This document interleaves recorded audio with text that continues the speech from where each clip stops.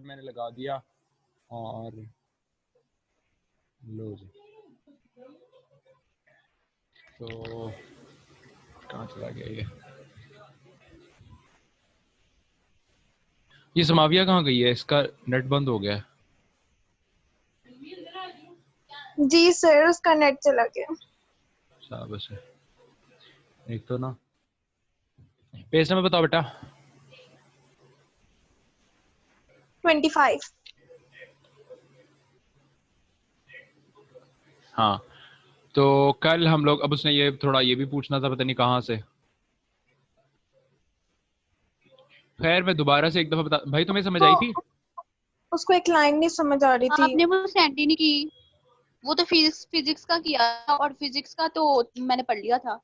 कितनी तुम सियानी हो। वही उसी चैनल सैड के से भी ऊपर, पूछा था, सैड भी नहीं ऑनलाइन थी। भाई मेरी बात सुनो, उसी चैनल के ऊपर तुम्हें YouTube तुम चला रही हो, उसी चैनल के ऊपर दूसरी वीडियो देखो तो लेटेस्ट जो अपलोड हुई है वही थी। वहाँ तो मैंने चली जाना था, आपने तो नहीं।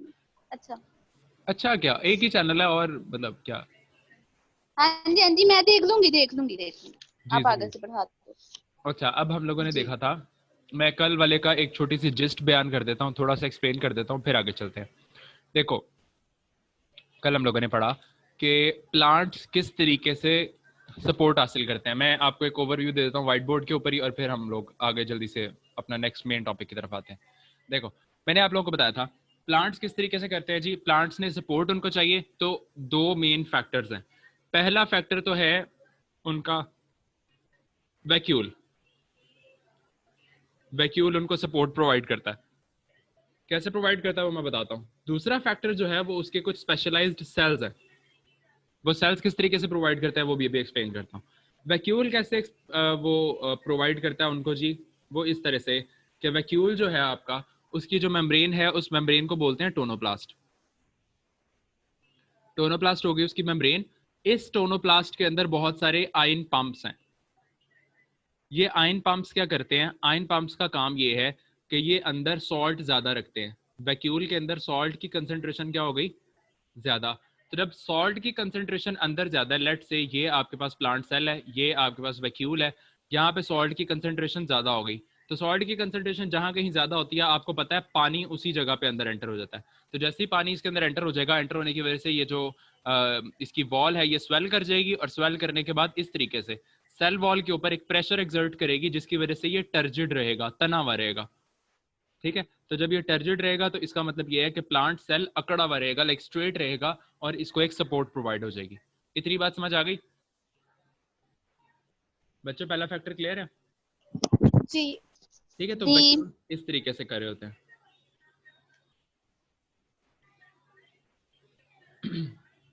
तो दूसरा जो हमारे पास फैक्टर है दैट इज सेल्स। और ये सेल्स यहाँ पे दो तरह के बताता है आपको। एक सेल्स हैं स्क्लेरेनकाइमेटस, स्क्लेरेनकाइमा सेल्स, और दूसरा है हमारे पास जनाब कॉलनकाइमा सेल्स। स्क्लेरेनकाइमा जो सेल्स हैं, स्क्लेरेनकाइमा जो सेल्स ये जो पाए जाते हैं, ये मेनली पाए जाते हैं यंग प्लांट्स के अंदर। मतलब लाइक जो बड़े वाले मैच्योर प्लांट्स हैं ना, जो दरख्त वगैरह हैं, उनके अंदर पाए जाते हैं। ठीक है, और जो कॉलनकाइमेटस सेल्स हैं वो पाए जाते हैं ऑब्वियसली यंग प्लांट्स के अंदर। जो सैपलिंग्स हैं, जो अभी जमीन से बाहर निकली हैं, जो सैपलिंग्स हैं, वो हमारे पास कॉलनकाइमेटस सेल्स के अंदर आ जाएंगी। ठीक है, उनके अंदर कॉलनकाइमा पाए जाते हैं। अब ये कॉलनकाइमा और स्क्लेरेनकाइमा होते किस किस्म के और क्या काम करते हैं? जो तो आपके पास है ना स्क्लेरेनकाइमा सेल्स, इनकी जो सेकेंडरी सेल वॉल है उसके अंदर आपको पता है ना कि वो जो सेल वॉल होती है उसकी दो फॉर्म्स थी, एक प्राइमरी वॉल थी और एक सेकेंडरी वॉल थी। जो स्क्लेरेनकाइमा सेल्स हैं इसके अंदर प्राइमरी भी मौजूद है और सेकेंडरी भी मौजूद है। इसका मतलब स्ट्रेंथ ज्यादा बढ़ गई है। और दूसरी एक इंपॉर्टेंट बात बताता है कि ये जो सेकेंडरी वॉल है ना इसकी स्क्लेरेनकाइमा की, मैं स्क्लेरेनकाइमा एक्सप्लेन कर रहा हूँ, इसकी जो सेकेंडरी वॉल है इसके अंदर एक मटेरियल मौजूद है जिसका नाम है लिग्निन। लिग्निन बहुत ही ज्यादा स्ट्रेंथनिंग मटेरियल है। ये बिल्कुल उसी तरह का मटेरियल है जैसे काइटिन का है। आप लोगों ने एक बात पढ़ी हुई है, मैंने कल भी शायद आपको एग्जांपल देके एक्सप्लेन किया था कि जो सेल वॉल है ना प्लांट की, वो बनी होती है सेलुलोज की। और जो आपके पास बैक्टीरिया की है, या बैक्टीरिया की है वो पेप्टिडोग्लाइकन की बनी हुई है। और जो तीसरी फंगस की है वो किस चीज की बनी हुई है भला? फंगस की सेल वॉल कैसी बनी हुई है?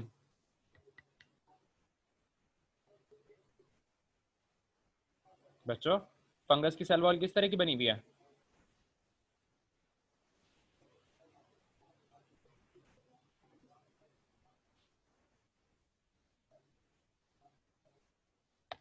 हेलो, कोई बोलेगा? फंगस की सेल वॉल किस चीज की है? काइटिन। यस, काइटिन की बनी हुई है। तो फंगस की सेल वॉल जब काइटिन की है, काइटिन एक जरा स्ट्रॉन्ग टफर मटेरियल है एज कंपेयर टू पेप्टिडोग्लाइकैन या फिर सेलुलोज। तो इसका मतलब ये है कि अगर हम बैक्टीरिया सेल देखें या हम लोग अगर प्लांट का सेल देखें तो वो जल्दी डिके हो जाता है एज कंपेयर टू फंगस के सेल के, क्योंकि फंगस का सेल अपने अंदर टफर मटेरियल रखा हुआ है। और उस टफर मटेरियल जो काइटिन है उससे भी जो अगली नेक्स्ट स्टेप की फॉर्म है दैट इज लिग्निन। लिग्निन उससे भी ज्यादा टफ होता है। तो इसका मतलब ये है कि स्क्लेरेनकाइमेटस सेल्स के अंदर बहुत ही ज्यादा टफ मटेरियल उसकी सेकेंडरी वॉल के अंदर यूज हुआ है, तो सपोर्ट वो प्रोवाइड करता है फिर। ठीक है। और अगर हम लोग कॉलन काइमेटस सेल्स देखें तो कॉलन काइमेटस सेल्स के अंदर क्या है जी, कि कॉलन काइमा सेल्स के अंदर जो यंग सैपलिंग्स के अंदर ऑब्वियसली जो मौजूद है, तो कॉलन काइमेटस सेल्स के अंदर यंग सैपलिंग्स के अंदर मौजूद होते हैं जो ग्रीन ग्रीन से होते हैं आपके पास। और ये ज्यादा इलास्टिक है, ज्यादा ये फाइब्रस है, इसके अंदर पोटेंशियल थोड़ा सा ज्यादा है और प्लांट को ज्यादा लाइक मूवमेंट अलाउ कर देता है, जबकि जो वो है वो बहुत ज्यादा हार्ड है। इसके अंदर सेकेंडरी वॉल भी नहीं है, सेकेंडरी सेल वॉल नहीं है, तो इसका मतलब लिग्निन होने के चांसेस भी नहीं है। तो इसका मतलब ये है कि ये जरा इलास्टिक है as compare to the previous one. ठीक है। तो ये यंग सैपलिंग्स के अंदर पाया जाता है और वो भी कॉमन सेंस की बात है कि जो दरख्त है उसको आपको हिलाना और उसको मोड़ना वो जरा मुश्किल काम है एज कम्पेयर टू कि अगर आप एक छोटा सा हब, एक छोटी सी सैपलिंग निकली हुई है उसको आप कर सको। तो उसके अंदर कॉलन काइमेटस सेल्स हैं और उसके अंदर स्क्लेरन काइमेटस हैं। फिर स्क्लेरन काइमा की हम लोगों ने 2-3 टाइप्स पढ़ी थी, ट्रैकेड्स और इस तरह की एक दो। तो वो जब हम लोगों ने उसकी टाइप्स पढ़ी थी तो उस टाइप्स के अंदर हम लोगों ने देखा कि एक थे वेसल्स, वो जाइलम के अंदर पाए जाते थे। और इसी तरीके से कुछ जो दूसरे थे फाइबर्स थे, मोस्ट प्रोबेबली मैं बुक से देख देता हूँ तुम्हें। जी फाइबर्स ही हैं। हाँ, वो जो दूसरे वाले हैं वो फिर उनके शेल्स वगैरह के अंदर भी पाए जाते हैं। तो इस तरीके से ना, ठहरो, ये यहाँ पे लिखा हुआ है, ये देखो, जो फाइबर्स हैं वो जाइलम और बंडल कैप्स के साथ पाए जाएंगे। जो स्क्लेरिड्स हैं वो नट शेल्स के ऊपर पाए जाते हैं और सीड कोट्स के ऊपर, ये जो अखरोट वगैरह के ऊपर छिलके हैं ना, ये स्क्लेरिड्स हैं। और तीसरा वाला आपके पास आ जाता है वेसल्स, ये ट्रेकिया हैं, एंड टू एंड ज्वाइन करते हैं और पाइप ऑफ जाइलम बना देते हैं। ठीक है। और कॉलन काइमेटस जो है वो आपको पता है कि फिर वो शॉर्ट है। उसके बाद आ जाते हैं अब सेकेंडरी ग्रोथ। अब दो तरह की मैंने आप लोगों को ग्रोथ एक्सप्लेन की हुई है। एक ग्रोथ है प्राइमरी ग्रोथ और एक है सेकेंडरी ग्रोथ। प्राइमरी ग्रोथ कौन सी और सेकेंडरी ग्रोथ कौन सी है, किसी को इसका डिफरेंस पता है बच्चों? प्राइमरी और सेकेंडरी ग्रोथ,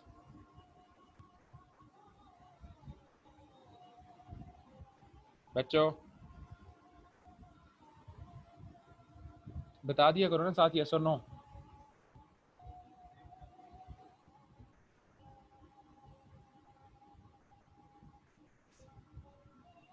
हेलो। शूट और रूट की आवाज आ जो रही है? लेंथ में इंक्रीज होती है उसको कहते हैं प्राइमरी ग्रोथ। अच्छा, और सेकेंडरी?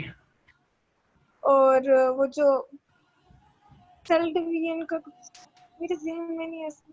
ठहरो सुन लो। सेल और डिवीजन। कोई हाल नहीं जी तुम्हारा, ये देखो, ये एक दरख्त, ये दरख्त अपनी विड्थ के अंदर जो इजाफा करेगा, जो मोटा होता चला जाएगा, चौड़ा होता चला जाएगा, तो ये हो जाती है सेकेंडरी ग्रोथ। और जो इसकी लंबाई के अंदर इजाफा हो रहा होता है वो हो रहा होता है प्राइमरी ग्रोथ से। ठीक है। तो लेंथ के अंदर जो चेंज आ रहा होता है, लेंथ जो इंक्रीज कर रही होती है, that is due to primary growth. और जो इसकी विड्थ इंक्रीज कर रही होती है वो उसको हम लोग बोलते हैं सेकेंडरी ग्रोथ। समझ आई इसका प्राइमरी और सेकेंडरी की? तो जी लग गई। आज हम लोगों ने जो डिटेल पढ़नी है वो पढ़नी है हम लोगों ने सेकेंडरी ग्रोथ की। ठीक है। अब सेकेंडरी ग्रोथ क्या चीज है, सेकेंडरी ग्रोथ किस वजह से होती है और कैसे होती है, दो चीजें हैं उसकी रीजन, दो रीजन है उसकी, और उसके अंदर दो टाइप के सेल्स हैं। आपको पता है कि जो भी एक प्लांट है, मैं इसको जरा क्लियर कर दूं, लेट्स से ये प्लांट का तना है, ठीक है। तो यहाँ पे ना दो टाइप के सेल्स हैं। आपको पता है जो इसके वैस्कुलर बंडल्स होते हैं, जो जाइलम और फ्लोएम है, वो तो सेंटर के अंदर रन कर रहे हैं, ठीक है। इनको हम लोग बोलते हैं वैस्कुलर बंडल्स। नाम से आप याद रख लोगे तो आपको कैम्बियम्स भी याद हो जाएंगे। जो सेंटर में जाइलम और फ्लोएम है, जाइलम और फ्लोएम को इकट्ठा करके हम लोग कहते हैं कैम्बियम्स। इसी तरीके से अगर आप साइड्स में देखो, ये जो साइड है इसके ऊपर जो दरख्त की छाल होती है, जो इसकी आउटर कवरिंग है, ये जो छाल सी इसकी एक आउटर लेयर है, इसको बोलते हैं, क्या कहते हैं इसे बच्चों? कॉर्क या समथिंग लाइक, इसका एक स्पेसिफाइड नाम है, ठहरो जरा।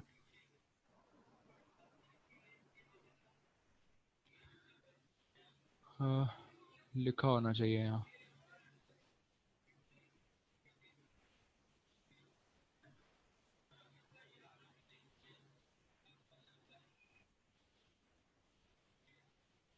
कॉर्क कैम्बियम ही है,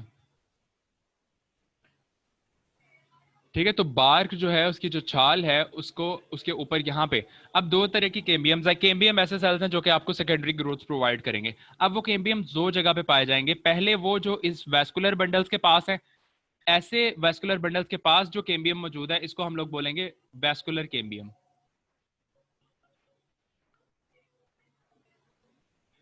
और जो दरख्त की छाल के पास पाए जाएंगे, यहाँ पे इस जगह के ऊपर जो कैम्बियम्स पाई जाएंगी अंदर की साइड में, इसको हम लोग बोलेंगे cork cambium.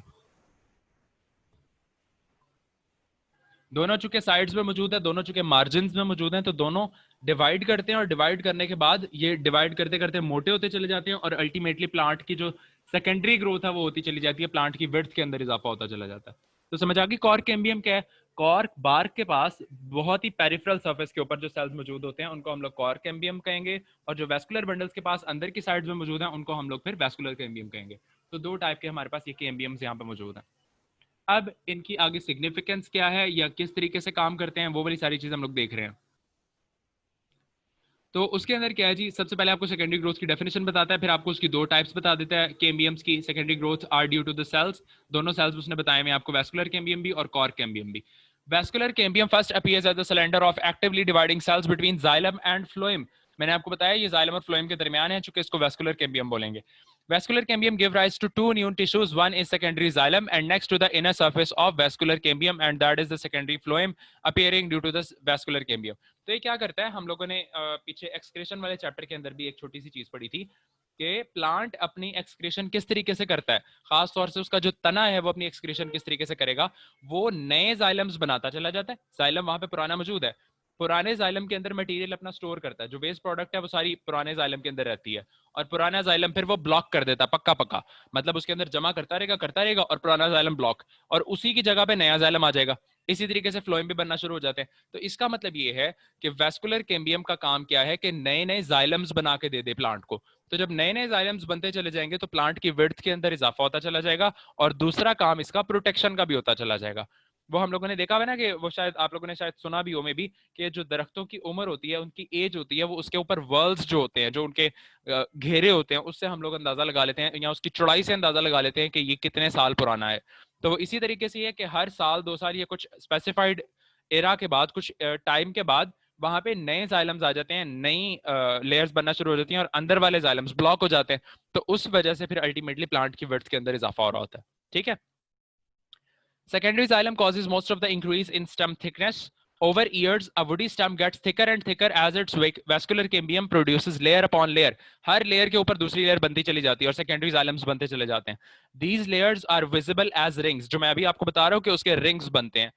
Since one growth ring is formed in 1 year, count of rings as a base of trunk indicates that the age of tree at the time it was cut. आप जाहिर सी बात है जब उसको काट दोगे दरख्त को तो उसके अंदर आपको rings नजर आते हैं.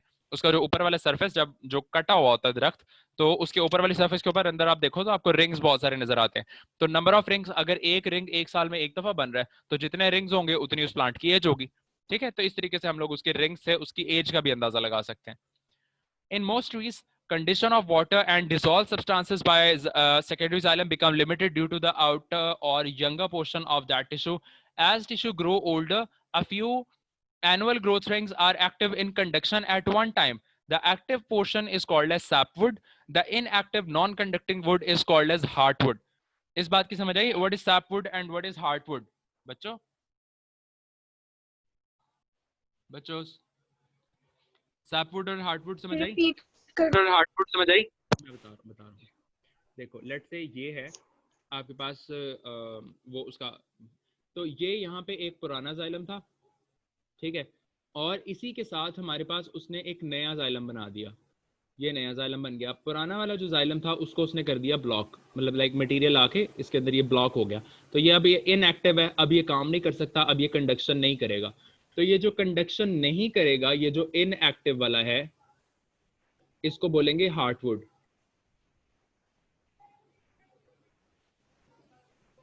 और जो एक्टिव वाला है, जिसके अंदर से कंडक्शन हो रही है, सारा काम चल रहा है, इसको हम लोग बोलते हैं सैपवुड। सैप का मतलब पता है किसी को? सैप क्या था? हम लोगों ने एक दफा एक जमाने के अंदर पढ़ा हुआ है, लास्ट फर्स्ट ईयर के अंदर चैप्टर 14 के अंदर आया था। What is SAP?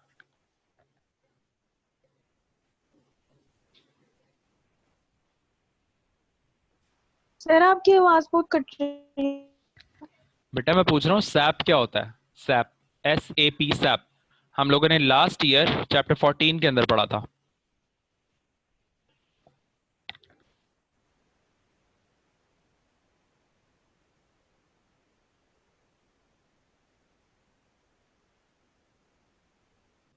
नहीं पता? Harmony. Harmony. What is SAP? SAP, SAP.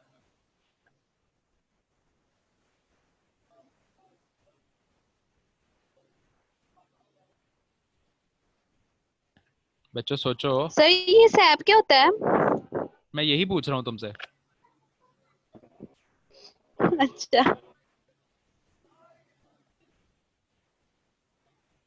महा आपको पता बेटा?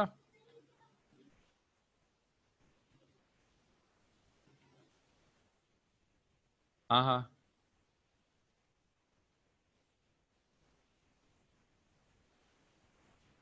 नो हम सर।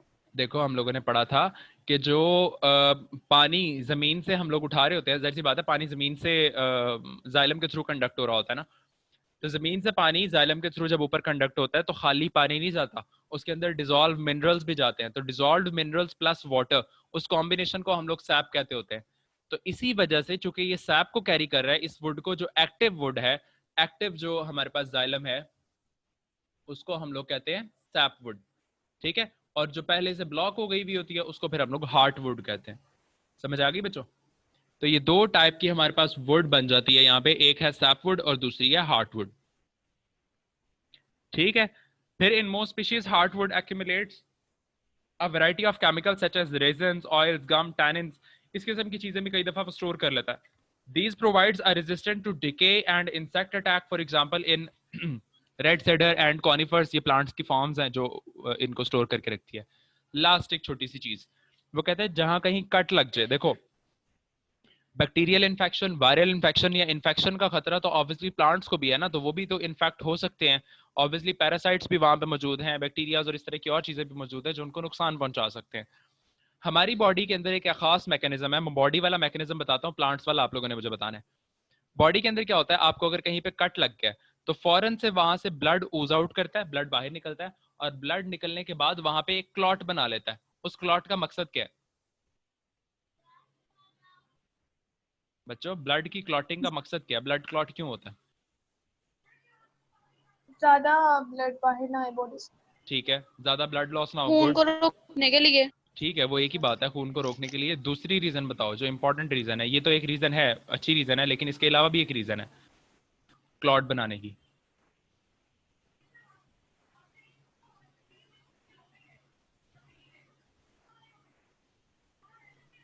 देखो जैसे ब्लड ज्यादा बाहर आ रहा है, इस तरह से बाहर के बैक्टीरिया अंदर भी तो जा सकते हैं। हमारी स्किन एक बैरियर है between our environment and our body. अंदर की बॉडी बहुत ज्यादा वर्नरेबल है टू जर्म्स, के जर्म्स बहुत ज्यादा उनको अटैक कर सकते हैं, खराब कर सकते हैं। तो बॉडी के अंदर कोई जर्म ना एंटर हो जाए, उसके लिए फौरन से वहां पे क्लॉट बन जाता है, ठीक है। तो क्लॉटिंग का एक मकसद तो ये है कि खून रुक जाए, और दूसरा मकसद ये है कि कोई जर्म अंदर जाके इफेक्ट ना करे। तो हमारी बॉडी के अंदर तो क्लॉटिंग का मैकेनिज्म है। प्लांट की बॉडी के अंदर क्या है?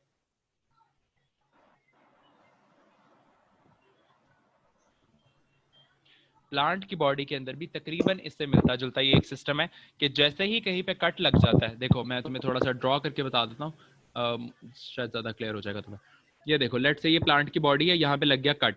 अब ये कट लगने की वजह से क्या होगा, थोड़ा बड़ा बना लेते हैं,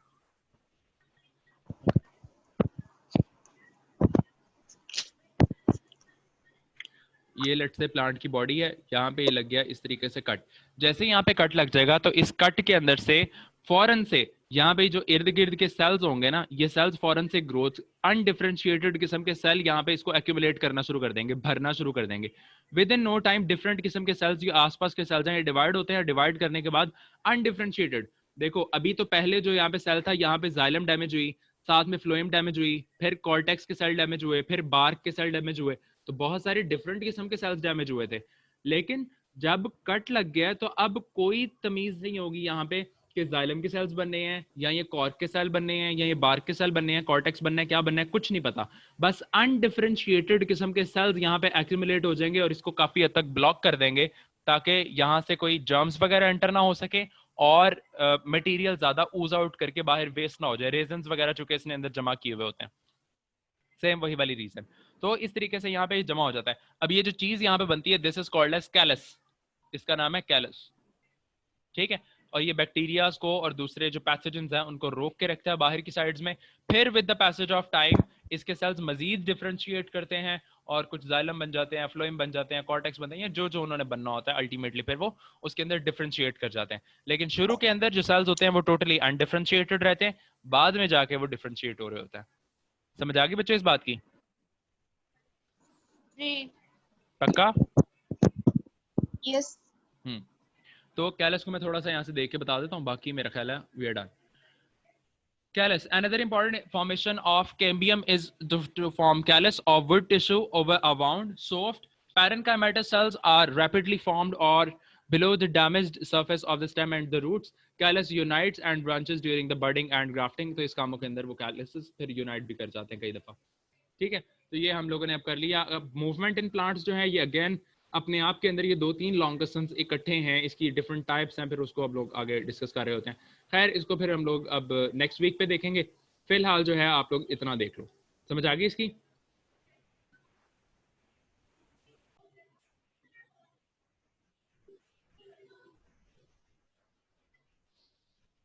अच्छा जी, अलादीन लैंप रहने दो, एनिमल स्पिरिट भी रहने दो, आयरन विल कर लो।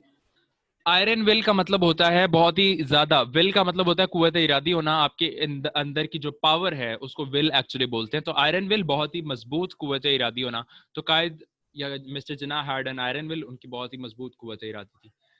बिटवीन टू फायर्स भी रहने दो, ब्रेक द न्यूज कर लो। ब्रेक द न्यूज इंपॉर्टेंट है। ब्रेक द न्यूज का मतलब है खबर, ब्रेकिंग न्यूज किसको कहते हैं? ब्रेकिंग न्यूज का मतलब है एकदम से खबर जाके बता देना किसी को, किसी के सामने खबर नहीं, ताजा तरीन खबर तो नहीं, होती तो ताजा तरीन ही ऑब्वियसली, लेकिन ब्रेक का मतलब है न्यूज ब्रेक करने का मतलब है न्यूज फर्स्ट टाइम सुनाना किसी को जाके। मतलब जो बंदा पहली दफा में जाके न्यूज सुना रहा है उसको फिर हम लोग न्यूज ब्रेकर बोलेंगे, या लाइक वो जो न्यूज होगी उसको फिर ब्रेक द न्यूज कहेंगे। I didn't have courage to break the news to her father's death to her, कि उसको उसके बाप की डेथ के बारे में बताने की जो न्यूज ब्रेक करनी है वो उसका हौसला मेरे में नहीं है, ठीक है। नेक्स्ट आगे आ जाता है burn the candle at both ends, बेबना काम करने की वजह से थक जाना। He spoiled his health during the candle burning the candle at both ends, के दोनों, या फिर इसका बहुत ज्यादा एक्सपेंस का भी होता है मोस्ट प्रोबेबली। नहीं ठीक है, बहरहाल उसने जो लिखा हुआ है उसको छोड़ दो, बस इतना याद रख लो, बहुत ज्यादा थक जाना, burning the candle at both ends. Bread and butter, रोजी रोटी, दाल दलिया।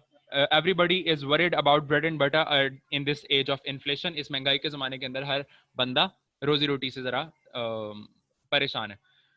Beard the lion in his own den. Beard the lion का मतलब होता है जाके सामना करना, लाइन शेर का, इन हिज ओन डेन उसके अपने गार के अंदर, यानी कि किसी के अपने घर के अंदर घुस के मारना। वो वाली जो एक टर्म हमारे यहाँ बनी हुई है इंडिया और पाकिस्तान के दरमियान, तो उसी किस्म की जो बात है, beard the lion in his own den, के जहाँ पे उसका अपना गढ़ है वहीं पे जाके आप उसको अगर शिकस्त दे दो, उसी को जाके लाइक करो, तो that is beard the lion in its own den. It requires a lot of courage to beard the lion in its own den, के बहुत ही ज्यादा हिम्मत या हौसला चाहिए होता है किसी को जाके वहां पे मुखालफत करना। बर्न वंस फिंगर, नुकसान उठाना। तो कहाँ गया? If you keep bad company you will burn your fingers, अगर बुरी सोबत में बैठोगे तो अपना नुकसान खुद करोगे। बुल्स आई, एंड निशाने में, the arrow flew off and hits the bull eye, उसने अपने निशाने पे जाके हिट किया। बाय होक और बाय क्रुक, चाहे जायज हो चाहे ना जायज हो, मिल जाना बस, किसी तरीके से हासिल कर लेना। Some people want to become rich, कुछ लोग अमीर बनना चाहते हैं बाय हुक और बाय क्रुक, जायज और नाजायज तरीके से। बैग एंड बैगेज, सामान को बोलते हैं साजो सामान, बोरिया बिस्तर। The house owner asked the defaulter to leave the place bag and baggage, उसके साथ ही। अच्छा, एक बात याद रख लेना, स्टूडेंट्स अक्सर ये बैग एंड बैगेज के अंदर गलती करते हैं, to leave the place with bag and baggage लिख देते हैं, साजो सामान है ना इसका मतलब, तो इसके साथ कोई प्रपोजिशन नहीं आती। The house owner asked the defaulter to leave the place bag and baggage, इसके दरमियान विद नहीं आएगा, अलोंग विद ऐसी कोई चीज नहीं आएगी। Leave the place bag and baggage का मतलब है अपना साजो सामान उठाओ और चले जाओ यहाँ से। Beat about the bush, beat about का द बुश का मतलब है इधर उधर की हाँकना। द जज स्कोल्डेड द विटनेस, जज ने डांटा उस गवाह को, when he started beating about the bush, जब वो इधर उधर की हाँकने लगा। बाय लीप्स एंड बाउंड, दिन दुगनी रात चुगनी, China is making progress by leaps and bound, दिन दुगनी रात चुगनी तरक्की कर रहा है। ब्रेक थ्रू, कामयाबी, modern scientist are making break through the field of medicine, वो बहुत ही फील्ड ऑफ मेडिसिन के अंदर कामयाबी से काम कर रहे हैं। ठीक है बच्चों, थोड़े से ये हैं आपके पास इडियम्स, ये कर लेना। और मैं आप लोगों को कुछ वो एक पैराग्राफ भी दे दूं, बहुत दिन हो गए हमने पैराग्राफ नहीं किए। यही ठीक है। नो,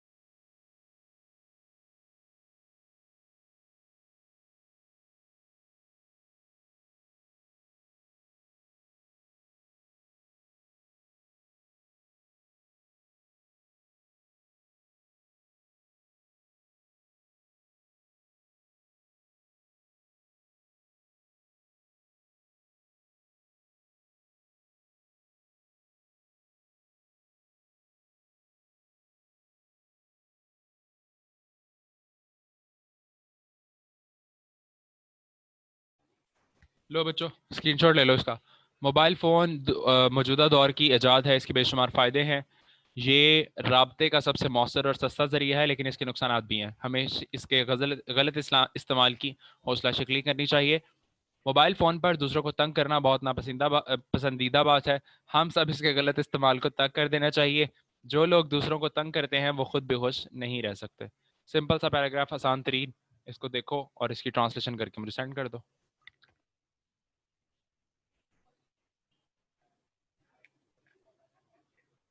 ओके बच्चों, आवाज नहीं आ रही, थोड़ा सा ऊंचा। मैं कह रहा हूँ इसका स्क्रीनशॉट ले लो और ये बस मुझे सेंड कर दो करके। ले लिया।